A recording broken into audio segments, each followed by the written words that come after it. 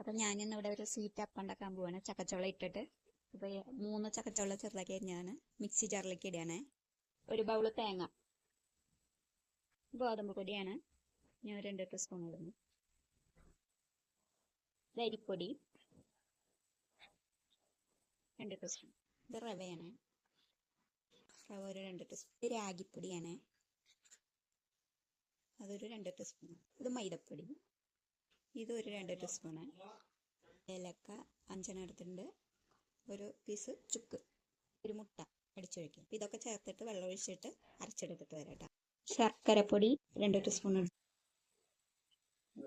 അപ്പം നമ്മുടെ അരപ്പ് ഇവിടെ റെഡി ആയിട്ടുണ്ട്. ഇനി നമുക്ക് ഒരു 2 ടീസ്പൂൺ ഉണ്ടാവും സേമിയ ഇട്ട് കൊടുക്കാം. ഒരു 2 ടീസ്പൂൺ പാല് എന്നിട്ട് ഇത് മിക്സ് ചെയ്ത് കൊടുക്കുക.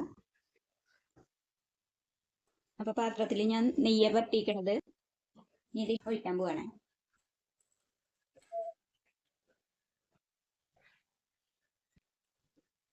നമുക്ക് മൂടി വയ്ക്കാം.